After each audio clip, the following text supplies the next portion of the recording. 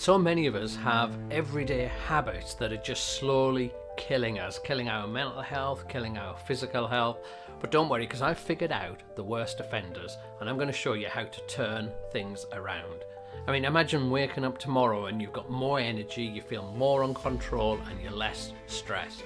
And it's possible just by eliminating a few everyday things that we do. And I'm going to show you how to do it. Let's dive into it. Welcome to A Little Nudge. My name is Derek, and for the last 3 decades I've been showing people how to explore their faith and deepen their faith and relate it to their ordinary everyday lives. And in these videos I'm just giving you tools and nudges to help you live a deeper and a more meaningful life. There's a famous story about Socrates, and he's leaving Athens and he's on a way, and he meets a man who's coming who's never been to Athens before, and he says, "Oh great Socrates, what are the people like in Athens?" And Socrates looks at him and said, "Well, what are the people like where you come from?" And he's like, "Oh, you wouldn't believe, they're just horrible. They're so gossipy and negative and just horrible to be around. Oh, I just hate it, and I hate everybody being there."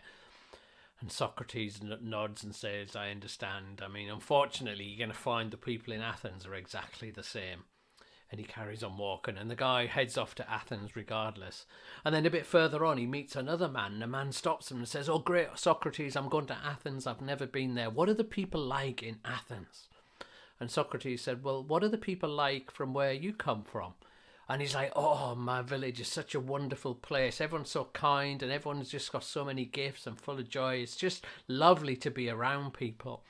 And Socrates said, "Oh, I've got great news. When you get to Athens, you'll find that everybody else is exactly like that in your hometown. You're just going to love it and have so much fun." And the point of the story is that what we see shapes what we experience. Do you know what I mean? That, like, it's not like that there's an absolute around, but actually the lenses we put on is what we see. And for some of us, we hold on to negativity, and that shapes what we see. We can have a meeting at work where loads of amazing things happen, and there's just one critical problem or one project that doesn't go very forward, and we leave that meeting carrying that problem with us. Or we go to the cinema and we see a fantastic film, but then on the way home somebody kind of cuts us up in the car, and we get in and we just complain about that person and drivers, and they should be locked up and this sort of stuff. And the experience of the film and being at the cinema is completely lost, and we don't always notice it. We're just in the moment and it's happening, and it just can rob us of life and bring us down in so many different ways. And here's the thing, we get to decide. I mean, you get to decide what you want to hang on to from your day and what you want to let go of. It's completely in your power. The challenge is becoming aware of it, becoming aware whether seeing all the negativity around us or whether we're seeing the positive things that are around. And there's the idea that when we grumble, it drains us, but when we're grateful, it energizes us. Yeah, that what we pay attention to grows in us. We get more of what we pay attention to. So sometimes, because we're in a pattern of thinking and a pattern of behavior, we need to tweak it and change us. And it might be we want to just get home. We might want to get a ritual to try and retrain our thinking, where we get to home from work or at the end of the day, and we always have a post-it note by kettle or something like that, and we jot down 3 things from the day that went well, 3 things that we enjoyed, and we try and retrain ourselves. And anything negative that we can't really do anything about, we could just let go. And that's our first toxic habit that can just totally kill us, and that's hanging on to negativity. And the second toxic habit that we can get involved with comes from a quote by Blaise Pascal. So in the 17th century, he was like this philosopher, mathematician, and he said a statement that even centuries later people still quote. And this is what he said. He said, "All of humanity's problems stem from a human's ability to sit quietly in a room alone." All of our problems come because we can't sit quietly in a room alone.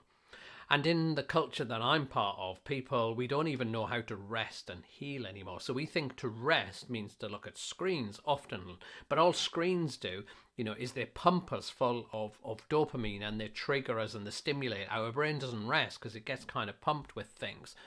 And what scientists have discovered is when we're not doing anything, so say we just sit in a chair or go for a walk or quiet and we just let our mind wander, Scientists have discovered that our brain is as active then as when we're working doing something.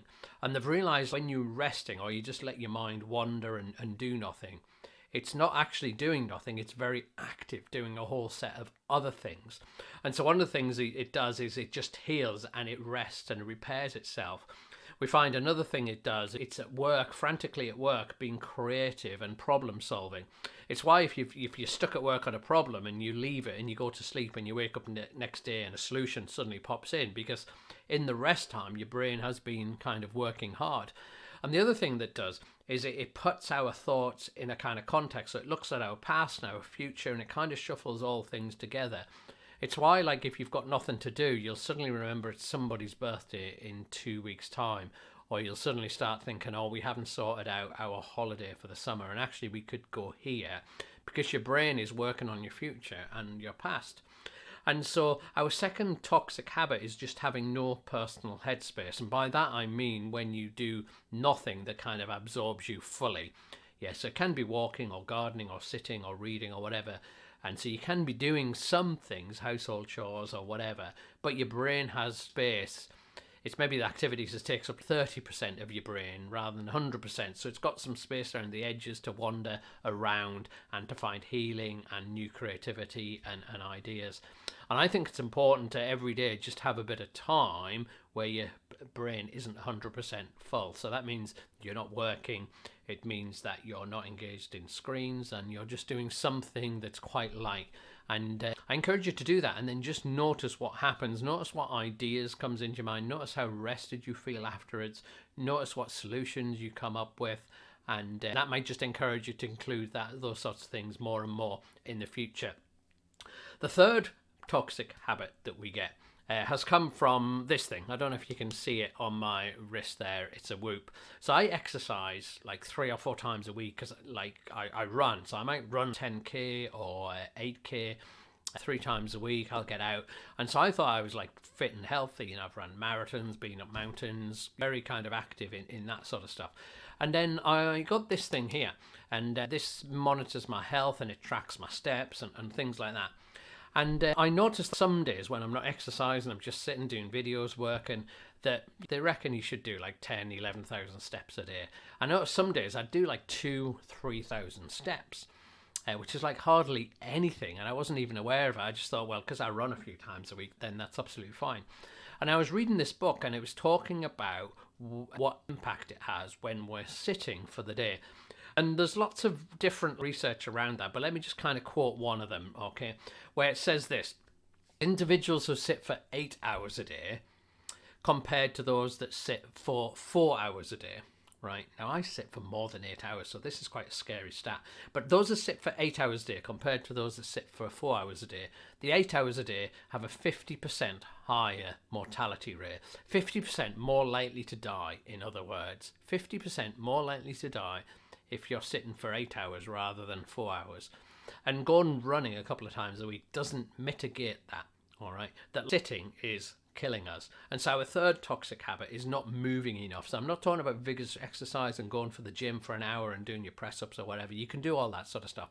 But I'm just talking about the amount of time we sit versus the amount of time that we move.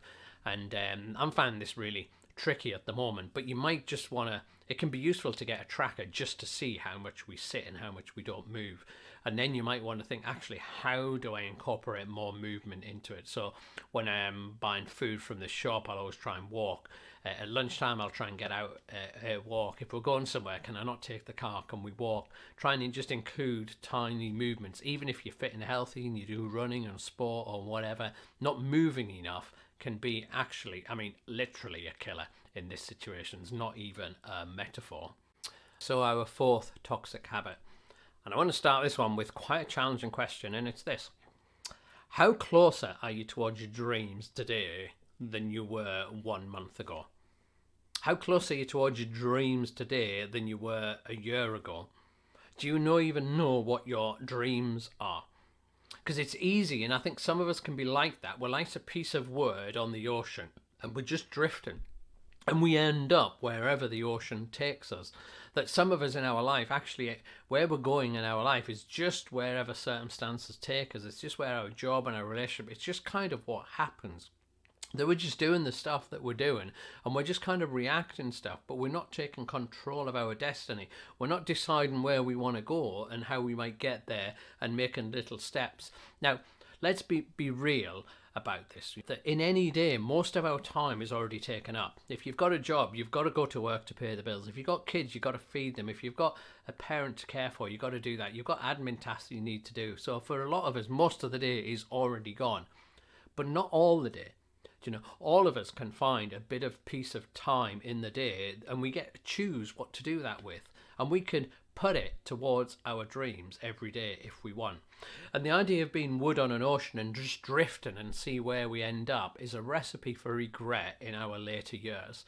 And it can be anything, our dreams.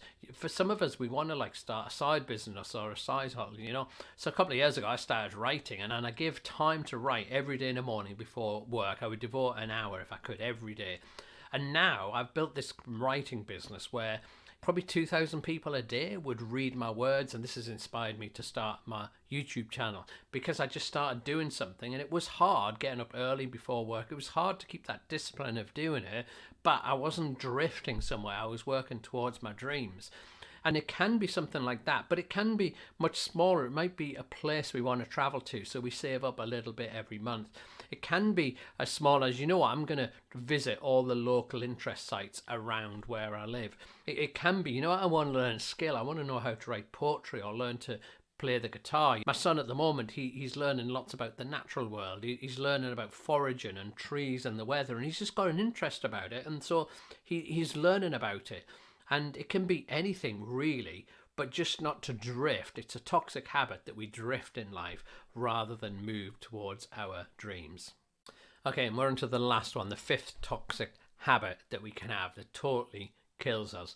Now, Matthew Dicks is a novelist, and he's written lots of books, and occasionally people ask him about writing novels and publishing, and this day come where someone said, will you help me publish my novel? And he agreed to meet her. And so he arranged to meet her, and she turned up at the cafe where they'd met, and she asked him lots of questions. She asked him about how you get published, how you get an agent, how you do this, how you do that, how you do the other, etc. And he politely answered all her questions. And then he turned to her and said, it's really interesting you're asking all these questions about publishing novels. He said, I'm just interested, how many words have you written? And she said, oh, well, I haven't written any words yet. I'm just kind of wanting to understand how the whole process works. And Matthew Dicks turns to her and he says, listen, you were a few minutes late for our meeting. You were about 10 minutes late for our meeting. He said, and that's absolutely fine. I'm not having a go at you. He said, but in that time, I crafted 3 sentences for a new book that I'm writing. He said, time is all around us if we don't waste the minutes. And he was saying to her, you've got time around you all the time if you want to not waste your minutes. And the problem, and so this is our last toxic habit where we waste the minutes in our day. And Matthew Dicks argues that we do this because we think there's nothing we can do in snatches of time. That if we want to do something meaningful, we think we need 3 hours, or we need 30 minutes, or we need to cut out distractions, and we need to give ourselves to it. We need to get in the zone. And that's kind of true. But it means that all the cracks of time in our day, you're waiting at a bus stop, your kids are late, so there's 10 minutes in the car waiting for them. Someone's cooking your meal at home, and so you just sat down 15 minutes before they come. You're waiting for somebody to come and visit you, so you just got 15 minutes spare. There's little blocks of time all over the place. And if we were just to use 2 of them a day, 2 chunks of 15 minutes that are just loose, we were ready to grab them. That's like half an hour every day that we could have towards our dream or towards a deeper life or a meaningful life. But the key is you need to be ready. You need to think, actually, what's my 10-minute activity that I'll just have ready and I can slot it in at any point. So it could be 10 minutes exercise, 15 minutes exercise. You just do a few strength exercises. It could be that you're learning something on YouTube, and so you have videos lined up that are 10, 15 minutes, and you just whack one on and you get your notebook out and you make some notes. It could be actually you want to be a more supportive friend. And so in those minutes, you scan through your phone and you send 5 encouraging texts to somebody. It might be you're keeping in touch with your mom, and so you decide to give her a quick 10-minute phone call in those gaps to see how she is. It might be you're reading, and so you download a Kindle app on your phone and you're reading a book and you read a chapter in 15 minutes whenever there's a gap. It might be you want to write poetry, and so you just snap a few lines in that moment. It might be you want to pray or journal, or there's just all sorts of things that we can do that wants to make us a meaningful life. The key is to have them ready with us, which is why tech helps, or notebooks or whatever. So whenever there's a moment, we don't waste it on scrolling on Instagram Reels or something like that, but we use it. And that can lead us towards a deeper, meaningful life. It can give us more joy and contentment in the moment because those things are good for us. Or it could lead us towards big dreams of big things that we want to achieve. And get rid of those 5 toxic things from your life and things will be a lot better, will they not? And if you're into that idea of little habits that you can adopt, then you want to check out this video up here where I talk about 5 easy ways to feel instant joy. And it's kind of the reverse of what we'll talk today. Today's the negative stuff. That's the positive stuff. You might find that really helpful. But thanks for watching, and I'll see you on the next video.